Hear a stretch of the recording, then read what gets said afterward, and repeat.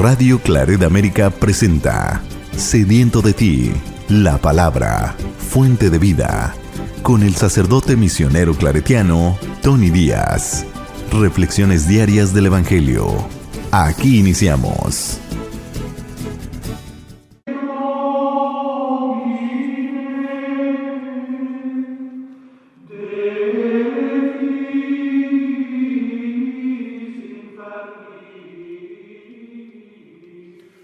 Bienvenidos, hermanos, a nuestras reflexiones bíblicas de las lecturas del día. Hoy es martes de la quinta semana de Pascua, La primera lectura de hoy viene de los Hechos de los Apóstoles, capítulo 14, versículos 19 al 28. En aquellos días llegaron a Listra, procedentes de Antioquía y de Iconio, unos judíos que se ganaron a la multitud y apedrearon a Pablo. Lo dieron por muerto y lo arrastraron fuera de la ciudad. Cuando lo rodearon los discípulos, Pablo se levantó y regresó a la ciudad. Pero al día siguiente salió con Bernabé hacia Derbe.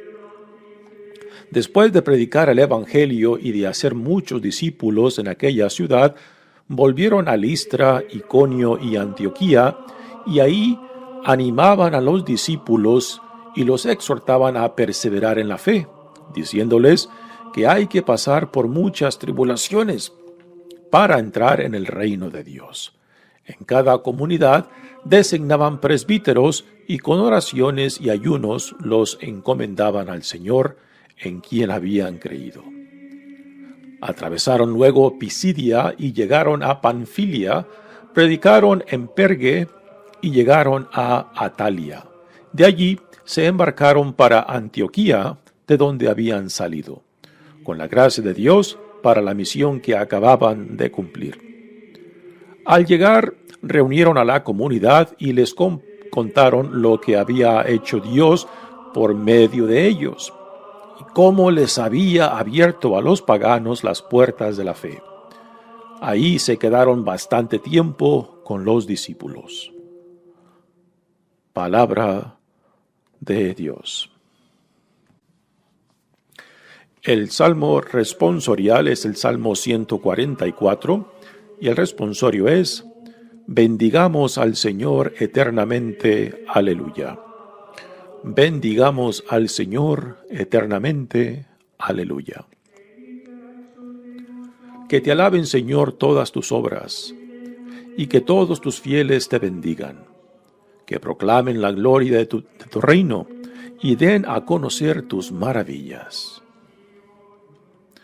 Que muestren a los hombres tus proezas, el esplendor y la gloria de tu reino. Tu reino, Señor, es para siempre y tu imperio para todas las generaciones. Que mis labios alaben al Señor, que todos los seres lo bendigan, ahora y para siempre. Bendigamos al Señor eternamente. Aleluya. El Evangelio de hoy viene de Juan, capítulo 14, versículos 27 al 31. En aquel tiempo Jesús dijo a sus discípulos: la paz les dejo, mi paz les doy. No se la doy como la da el mundo. No pierdan la paz, ni se acobarden. Me han oído decir: me voy, pero volveré a su lado. Si me amaran, se alegrarían de que me vaya al Padre, porque el Padre es más que yo. Se lo he dicho ahora antes de que suceda, para que cuando suceda, crean. Ya no hablaré muchas cosas con ustedes, porque se acerca el príncipe de este mundo. No es que él tenga poder sobre mí, pero es necesario que el mundo sepa que amo al Padre y que cumplo exactamente lo que el Padre me ha mandado. Palabra del Señor. Muy bien, demos comienzo a nuestra reflexión de las lecturas de hoy. Continuamos leyendo de esta primera jornada de misión de Pablo y Bernabé.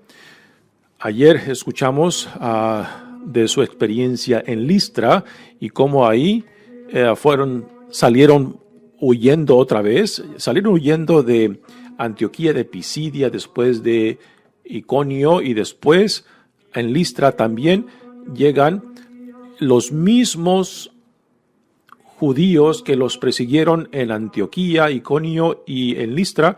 Ahora llegan para alborotar a la gente también, y aquí es donde Pablo recibe la primera paliza de muchas. Pero algo fascinante de Pablo es que por más palizas que le dan y por más que sufre a causa de Cristo y de su evangelio, él nunca se ve como víctima, nunca se lamenta de lo que sufre, puesto que lo ve en relación a la pasión y resurrección de Jesucristo.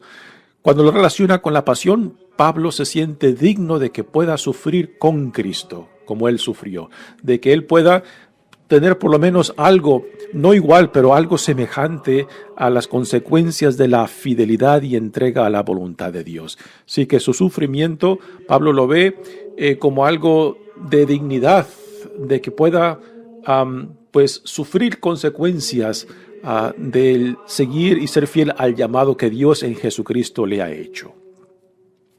Dice la lectura: en aquellos días llegaron a Listra, procedentes de Antioquía y de Iconio, unos judíos que se ganaron a la multitud y apedrearon a Pablo. Así que desde Antioquía, Iconio, ya la resistencia, particularmente entre los judíos, se va intensificando.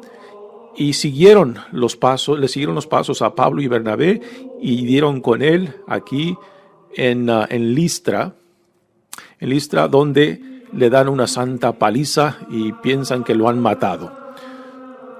Recordamos que muerte a pedradas era el castigo de la acusación de blasfemia, y esto es lo que estos judíos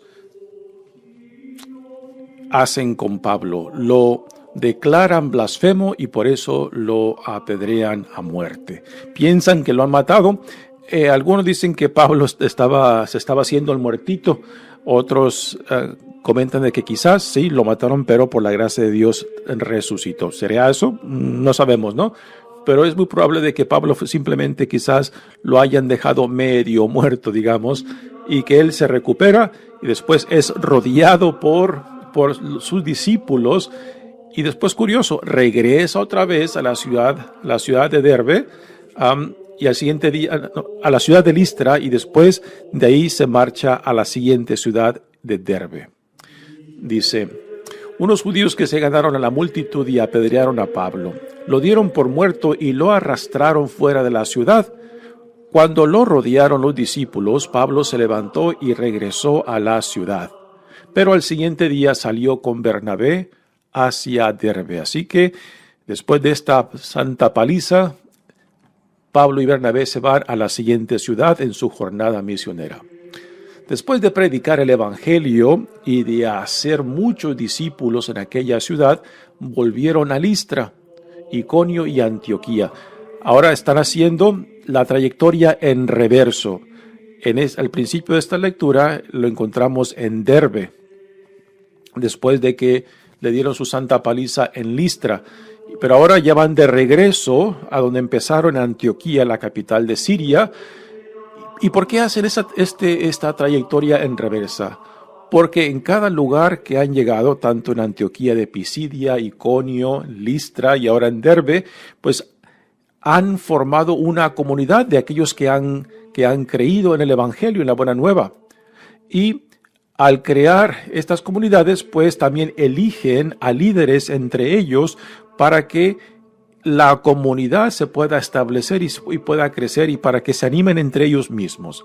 Y aquí en esta lectura se nos dejan los principios del liderazgo dentro de estas comunidades, que prácticamente es un reflejo de la cultura judía, que se elegían en ellas a ancianos que eran de carácter y personalidad recta, y que eran conocidos de que vivían cierta estabilidad de vida y que por tanto eran buenos ejemplares y modelos de vida recta, según la fe que profesaban. Y este es el modelo prácticamente de la comunidad judía que Pablo y Bernabé están introduciendo a estas nuevas comunidades que van formando en cada ciudad donde predican, y de los que creen, de los que se bautizan, pues entonces se establecen estas comunidades. Dice, después de predicar el evangelio y de hacer muchos discípulos en aquella ciudad, volvieron a Listra, Iconio y Antioquía, van en reversa ahora, y ahí animaban a los discípulos y los exhortaban a perseverar en la fe, diciéndoles que hay que pasar por muchas tribulaciones para entrar en el reino de Dios. Y ahí está Pablo como ejemplo de las dificultades bajo la persecución y también las palizas que ya los hermanos en Listra vieron personalmente que Pablo recibió. Y todo esto no es porque Dios pida o exija el sufrimiento de las santas palizas, sino que es parte de la fidelidad, que nuestra fidelidad al llamado de Dios pues provocará cierta reacción del mundo que tiene diferentes valores, ¿no? Y repito, no es porque Dios exija nuestro sufrimiento. No, el sufrimiento, las persecuciones son consecuencia de nuestra fidelidad ante el mundo que rechaza la visión del reino, que rechaza los valores del reino. Pero nuestro llamado es a la fidelidad, a la obediencia, a la entrega a esta visión del reino. En cada comunidad designaban presbíteros y con oraciones y ayunos los encomendaban al Señor en quien habían creído. Así que es Pablo y Bernabé quien eligen a los líderes, no es la comunidad quien los elige, son ellos. Ya más adelante surgirán diferentes modelos de elección dentro de estas comunidades, pero aquí en el principio es Pablo y Bernabé quienes eligen a presbíteros que vienen siendo ancianos dentro de esta comunidad. Podemos decir que los más maduros de carácter, de personalidad, de ejemplo de vida. Atravesaron luego, dice, Pisidia y llegaron a Panfilia. Así que ya después de la región de Pisidia, dentro de la cual se encuentra Antioquía, bajan otra vez hacia la costa de Turquía y llegan a Panfilia y después a Pergue, que es un pueblo en la costa sur de Turquía. Y ahí predican. Y después llegaron a Atalia, que es un puerto, y ahí se embarcan para regresarse a Antioquía por mar. Recordamos que cuando Pedro y Bernabé salieron de Antioquía, la capital de Siria, llegaron a la costa de Siria y ahí se embarcaron para ir a Chipre. Ahora de regreso ya no cruzan por Chipre, no pasan por la isla de Chipre, sino que saltan de Atalia al puerto de Antioquía, donde habían salido con la gracia de Dios para la misión que acababan de cumplir. Así que aquí se cierra la primera misión de evangelización que Pablo junto con Bernabé llevan a cabo. Así que van predicando y después van formando comunidad y van eligiendo presbíteros para que guíen estas comunidades. Es un proceso muy interesante que hemos de apreciar y entender, ¿no? No solamente predican, sino que quieren que esa predicación produzca frutos y que ese fruto solamente se puede mantener vivo en torno a una comunidad.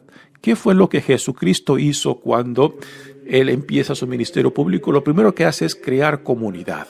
Se rodea de discípulos y crea comunidad entre ellos. Y ese es el modelo de la vida cristiana, de que Dios en Jesucristo no viene solamente a salvar individuos, viene para también crear comunidad, porque es dentro de la comunidad donde se cultiva esa fe, donde se alimenta esa fe, donde también se afirma y se sostiene esa fe. Cuando uno está pasando por dificultades o tentaciones, pues es la comunidad quien nos puede ayudar para mantener esa fe, para no desfallecer, para no caer en la desesperanza. Así que regresan a Antioquía y ahí ellos les comparten al resto de la comunidad la experiencia de esta primera jornada misionera.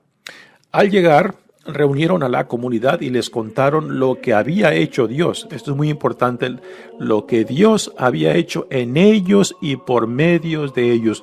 No pierden de vista de quién es el autor de todo esto. Es Dios en Jesucristo, y ahora, después de la resurrección, después de Pentecostés, es el Espíritu que está enviando a estos apóstoles y misioneros.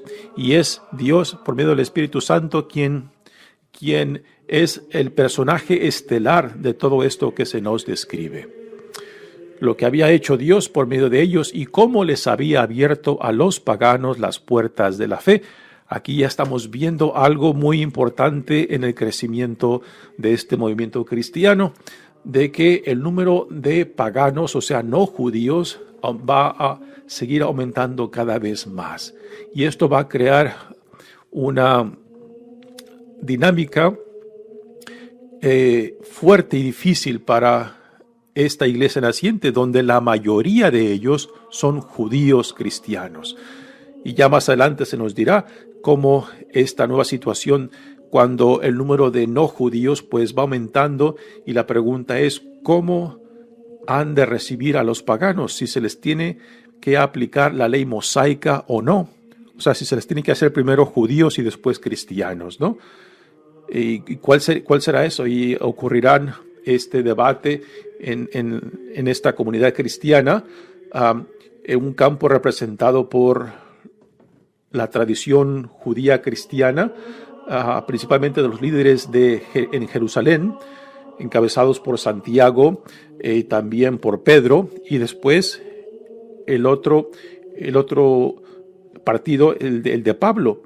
Pablo, que también es un judío, pero un judío de tradición griega, que representará la postura de que no es necesario someter a los paganos a la ley mosaica, o de aplicarles a los mandamientos y también tradiciones judías, ¿no?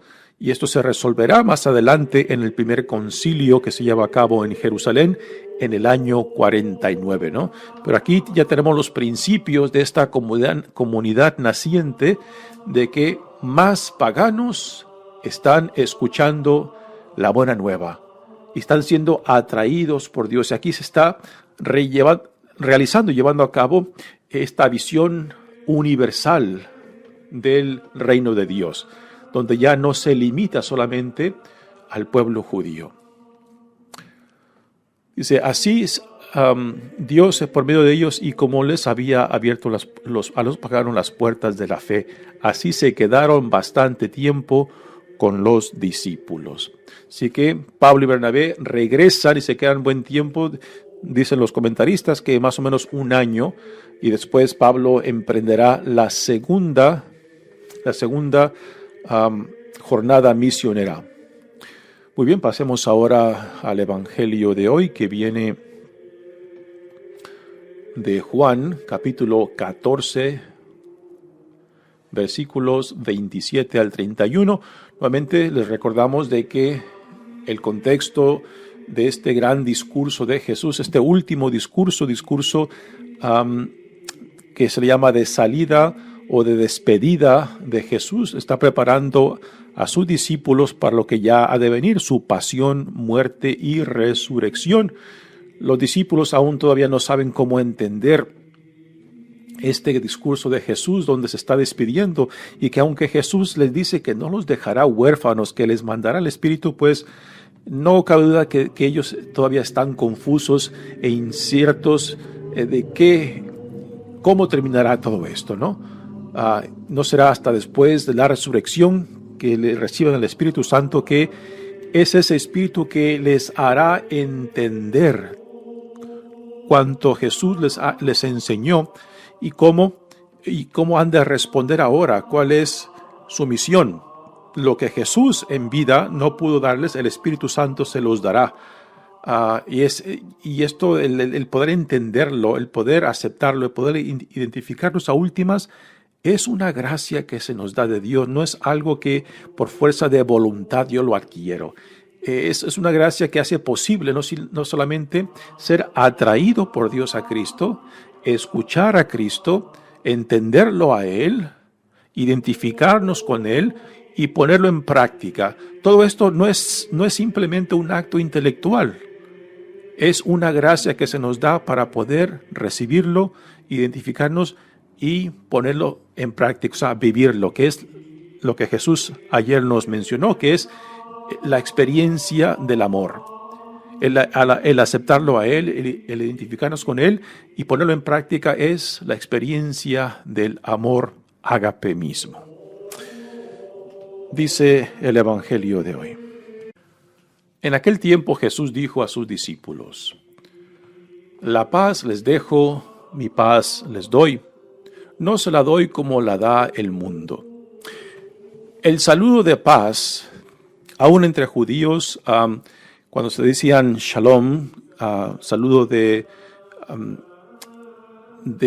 visita y de despedida, pues tenía el sentido de un deseo de salud y prosperidad. Algo, por ejemplo, que nosotros deseamos para un año nuevo, ¿no? Que Dios te provee salud y también prosperidad en este año nuevo, ¿no?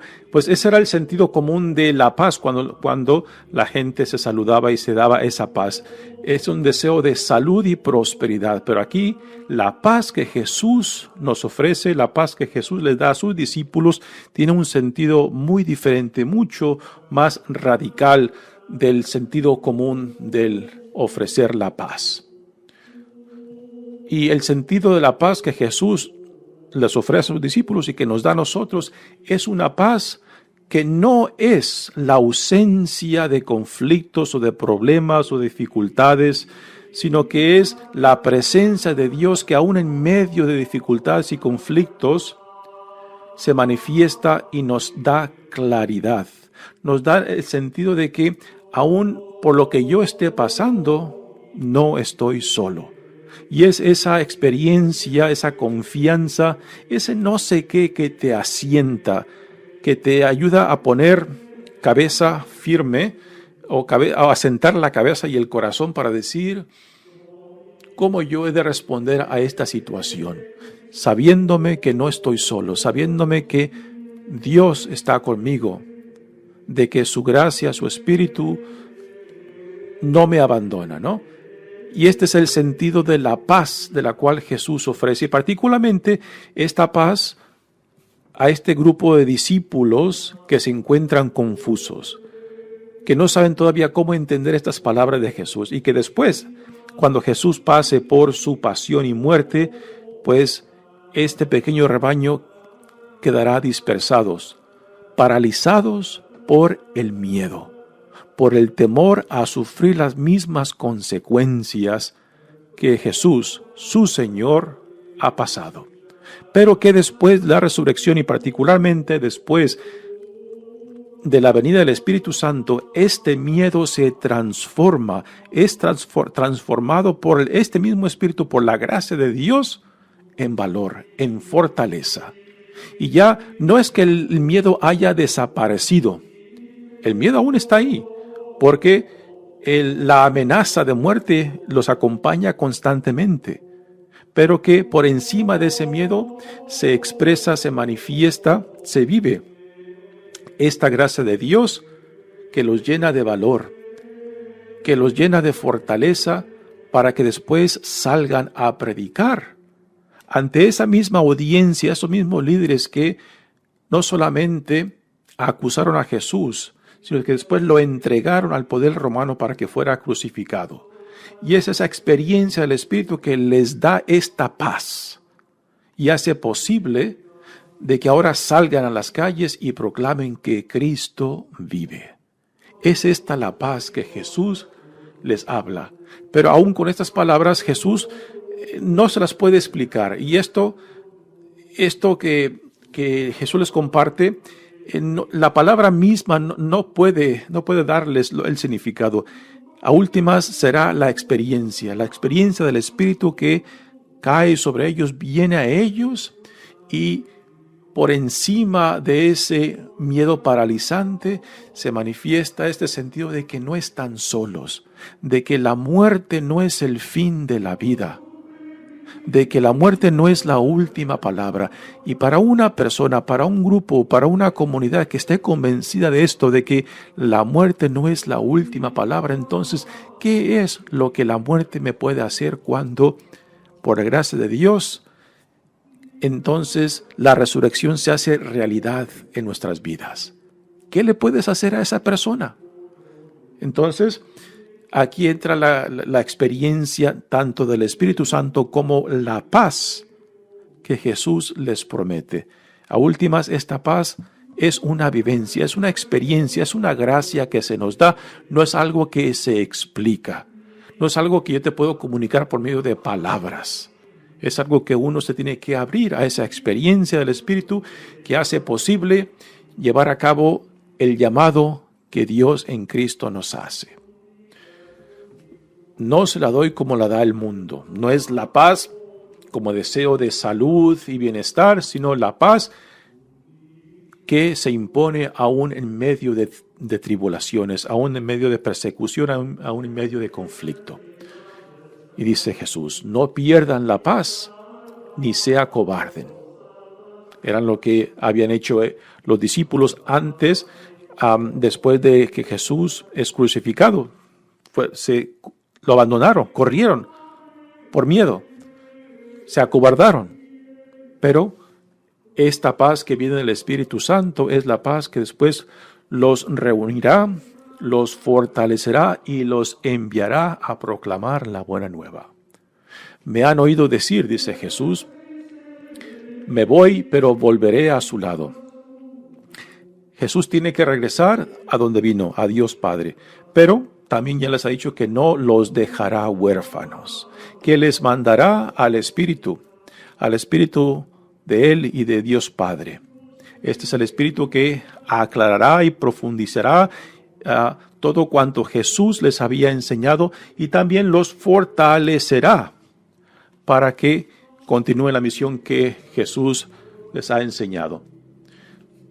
Ayer les comentaba del sentido de la palabra paráclito, que diferentes comentaristas del Evangelio de Juan nos dicen que tiene diferentes significados, que no hay una sola palabra que pueda connotar o explicar el sentido de esta palabra paráclito.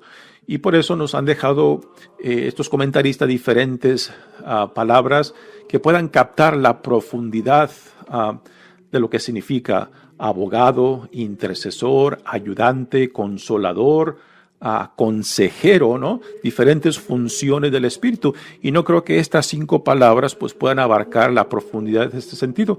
El Espíritu da según la necesidad, según las circunstancias, según lo que Dios quiere llevar a cabo, ¿no? Pero definitivamente estas 5 palabras pues nos ayudan a comprender la diversidad de los dones del Espíritu que se nos dan según lo que Dios quiere de nosotros y hacia donde Dios nos llama. Abogado, intercesor, ayudante, consolador y consejero. Me voy, pero volveré a su lado. Si me amaran, se alegrarían de que me vaya al Padre. El lugar del Hijo es estar al lado del Padre, porque el Padre es más que yo.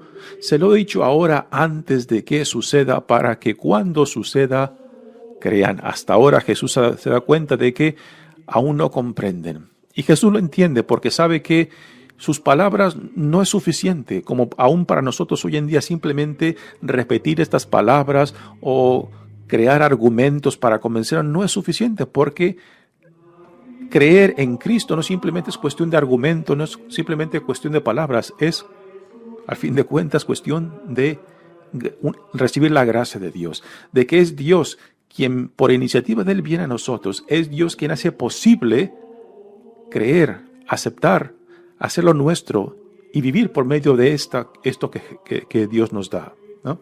Es una gracia que se nos da, no simplemente un acto intelectual, no es simplemente una voluntad mía, es una gracia de Dios que hace posible creer en Cristo, identificarnos con Él y vivir en Él y por medio de Él.